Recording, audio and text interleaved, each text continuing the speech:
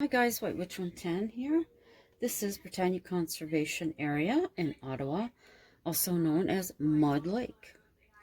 Hubby and I used to frequent there until a couple of years ago when the tick infestation hit. This is one of the areas that always reads high for the ticks, but this coming year of spring, we really are hoping to get out there, taking the right precautions while it's still cool enough to have the long pants. And holy mackerel, it is snowing like crazy out again. I believe that's the painted turtle, Canada goose, white-breasted nuthatch. Anything close up like that is one that I've taken.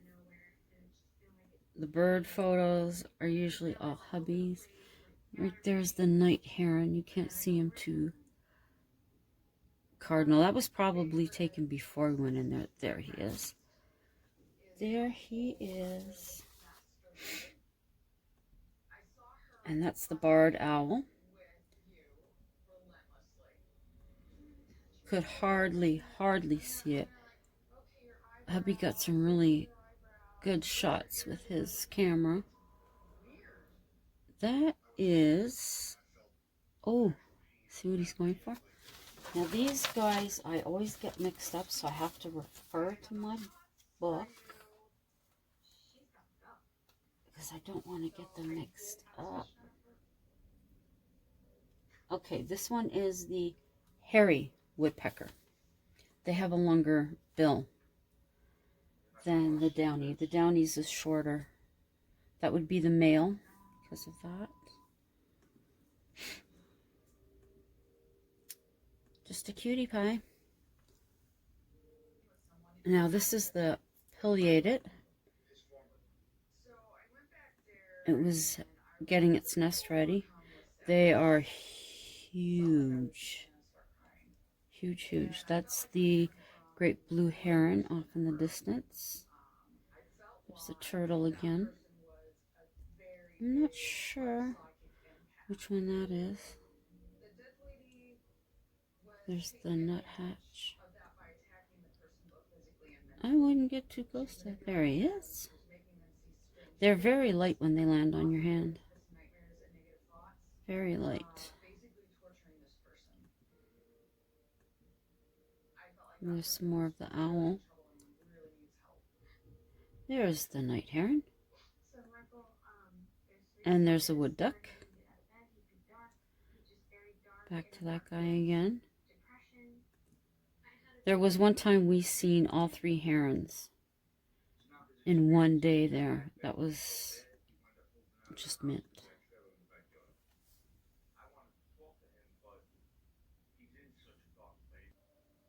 Now this was taken early morning at Mud. Very pretty. It's one of the herons. That is the green heron. And that's the cobwebs or spider webs. That's the young ones.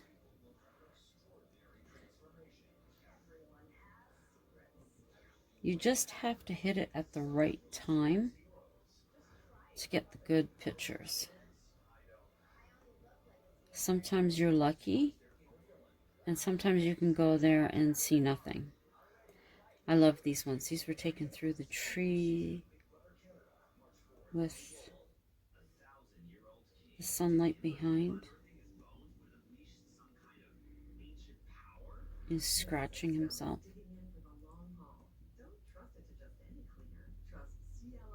Oh, beautiful birds. Here's one of a cardinal that we took there. Now, why I'm showing you all these photos is because I'm going to be telling you. The blue jay, I don't know if he was there. I guess.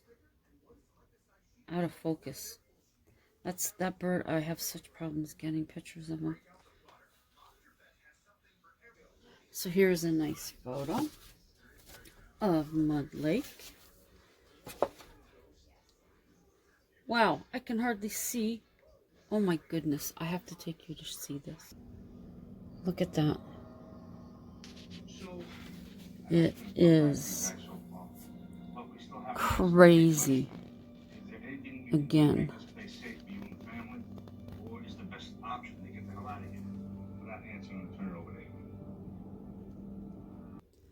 Okay, so Britannia Conservation in Ottawa covers 79 hectares. Once was part of the estate owned by Captain John Le Breton in 1818. In 1876, an apple orchard was washed away during floods. Water purification plant was constructed between 1958 and 1961, and I believe it would be on this side.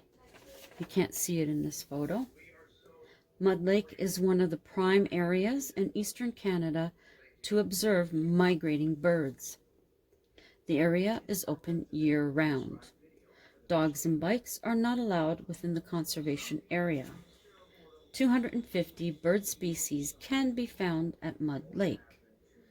Now, some of the ones, you've seen a few of the photos that hubby and I have seen there is the northern cardinal, crows, Canadian geese, great blue heron, night heron, green heron, turkey, wild turkey, turkey vulture, Cooper's hawk, black-capped chickadee, nuthatch, pileated woodpecker, hairy woodpecker, downy woodpecker, cedar waxwing, golden finch, mallard duck, wood duck, merganser, bufflehead, just to name a few, and also the white egret, the great horned owl, and sandpipers. More than 640 plant species, 44 are rare and 15 are uncommon. Some trees that grow there are white, red, and bur oak, as well as white pine. Amphibian, reptile, and fish species that are not commonly found in the region are also here. There are wildlife species that are at risk. You can find gray, black, and red squirrels, porcupine, raccoons. We have smelled a skunk, but we've never seen it. And we've also seen chipmunks there. They have snapping turtles, and the one that we've seen is quite large. Painted turtles, gardener snakes, and we've even seen a bat once. And of course, dragonflies, a muskrat, and they do have a beaver. The conservation people continue to control the invasive plants so that native plants can reestablish themselves. And if you are going to visit there, do take precautions in regards to the ticks, and there's also mosquitoes, of course. The walking trail is 3.2 kilometers, which is 2 miles. There's another, that's one of the bees that are around there.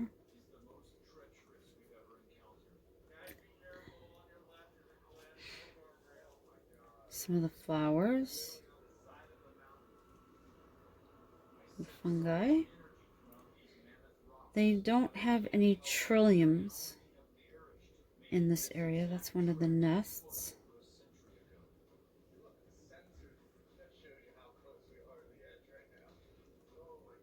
It's an absolutely beautiful place. You just have to take the time. I find a lot of the people, especially those that live in the area, that's the black-capped chickadee, they will come right onto your hand, as well as the nuthatch will do that. And I've had, I think it was a downy woodpecker, also land on my hand to feed.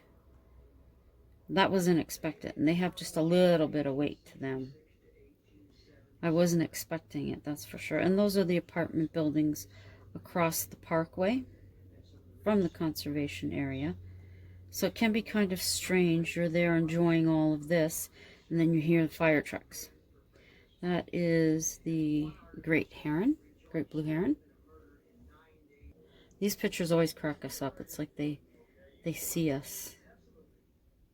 This is the great blue heron. Sometimes if you're lucky enough, you can get quite close without freaking them out and having them leave. There we go. In flight. Those are the photos that we wait for. This one looks like a juvenile. Well, I could be wrong. Now, you're likely wondering, what is this? It's Canadian Tire, which is a department store here. Ta-da! I'll tell you a bit about this location. That I'd be surprised if not 99% of the population of Canada hasn't gone to one of these stores. The chain also includes Mark's, FGL Sports, and Sport Check. It was founded in Toronto by brothers John William and Alfred Jackson. The brothers bought Hamilton Tire and Garage in 1922 and combined their savings of $1,800 to do so. In 1927, they incorporated the business into Canadian Tire Corporation. The store sells automotive parts as well as servicing cars, hardware, sports and leisure products, plants, furniture, seasonal items, pet supplies, household appliances, and snack food. A loyalty program in 1958 introduced Canadian Tire Money. Now, this is the Canadian Tire Money. Actually, I think this is an old one. These, and it's funny, hubby seen them the other morning when we were on our little stretch to go to the building where we are. And I had been thinking of doing the Canadian Tire. And I'm like, oh my gosh, I didn't have any Canadian Tire money. And there they both were.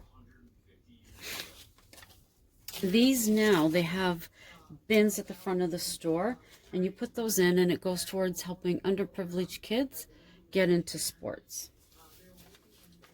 Usually you could also use them towards your purchases. Canadian Tire is listed on the Toronto Stock Exchange. Its revenues are $12.681 billion. Its net income, $747.5 million. And total assets, $15.303 billion.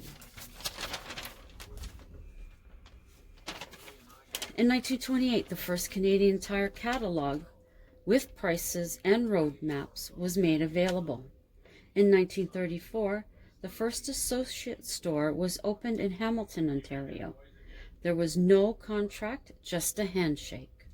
In 1936, Canadian Tire headquarters was at 837 Yonge Street in Toronto. It was also a store.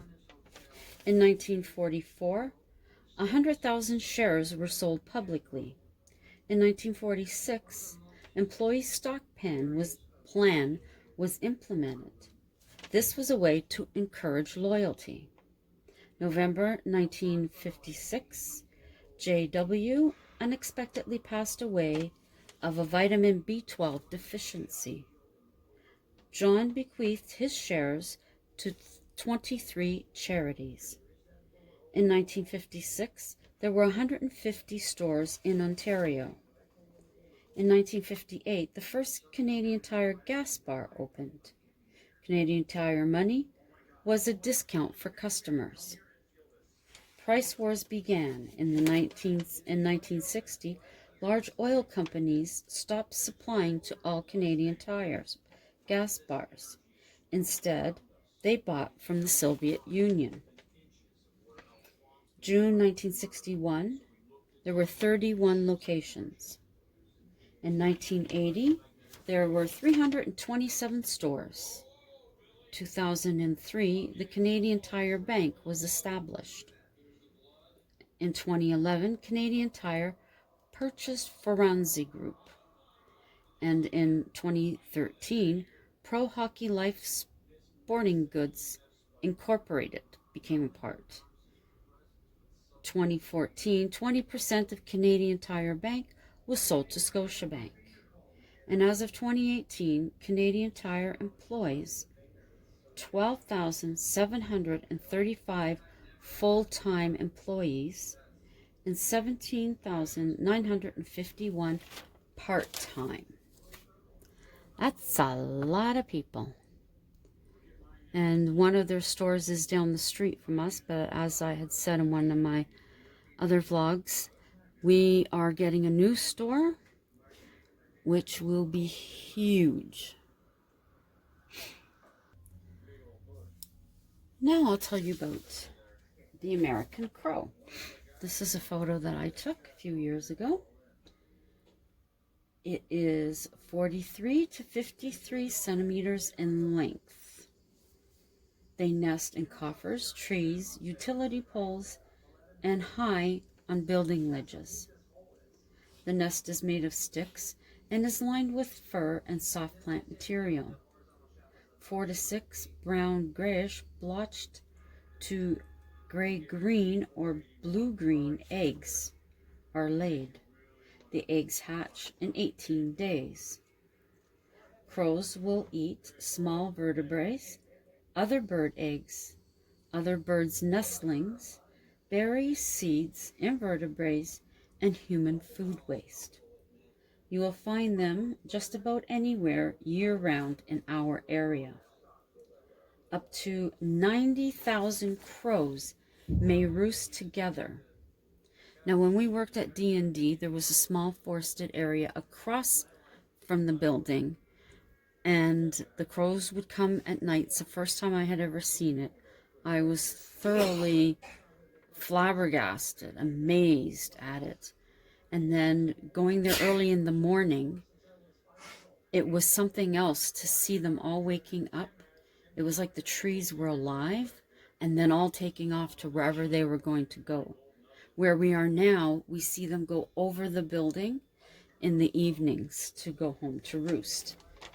And when we're going to work in the morning, we usually see them going over at Carleton. Flocks of crows are known as murders. The size and bill shape vary from each region. In Ontario, our crows are very large. Hubby's got a cold.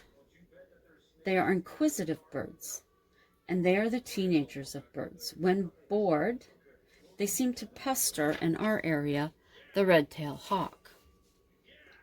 The juvenile is a dull black with a short bill, and the adult is shiny with a longer bill. We usually have 3 of them that hang out together in our area. They are another bird that is very common most everywhere. They are intelligent birds whose numbers stay strong in spite of generations of humans' attempt to reduce them. Power to the crow.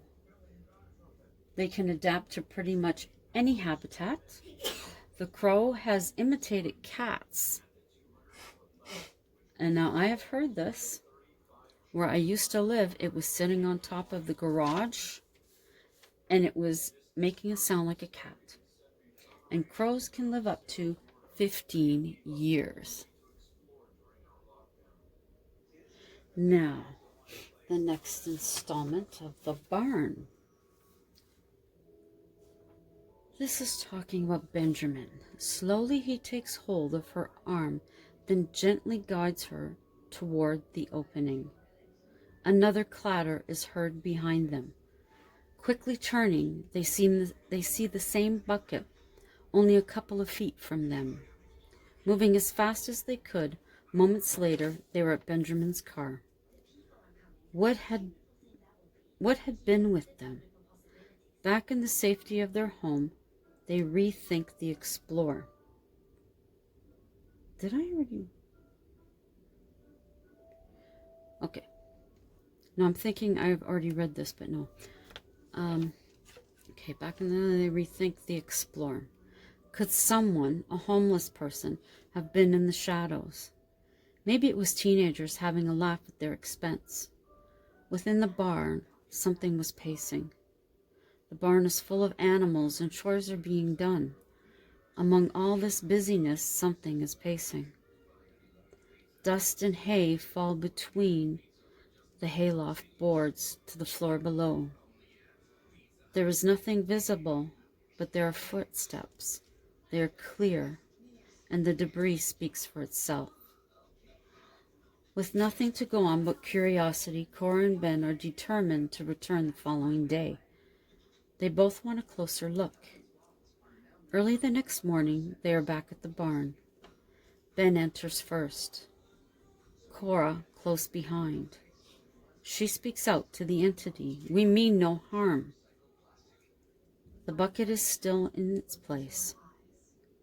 Cora senses the barn is full. She begins to see the outline of cattle tethered to a pipe, eating. The calming sound of cows mooing. She can hear them chew their cud. Ben sees the mist forming at the end of the barn. A white mist is hovering in the air. Cora turned to Ben's touch. They stood watching as it did nothing. Together, they could feel the energy building. Cora stepped forward and shouted for it to leave. Slowly, it disappeared. Not knowing when it would return, they began to search the barn. Neither knew what they were looking for. Once again, they heard the bucket behind them. Turning, they found it hanging in mid-air. We'll leave it there for this evening. As always, thank you to my loyals. I greatly appreciate your stopping by, and I do appreciate your leaving comments. I thoroughly enjoy reading them and responding to them. Anyone coming through for the first time, welcome, and feel free to check out any of my other videos on my channel. You may find something that you find interesting, and if you do, please give it a thumbs up. Leave a comment, I will get back to you, and share it out if you think anyone else you know may be interested. Consider subscribing, and if you can click on the notification bell or touch it, if you have a touch screen, it would be greatly appreciated. Hope you had a great day. We have had a snowy day, but it almost looks like it definitely has tapered off. I don't know if it's finished with us, but it's tapered off. So tomorrow, have a fantastic Friday, and hopefully I'll have a craft for you tomorrow. I didn't have what I thought I did to do the one I was thinking of. So, until tomorrow night, as always, ciao for now.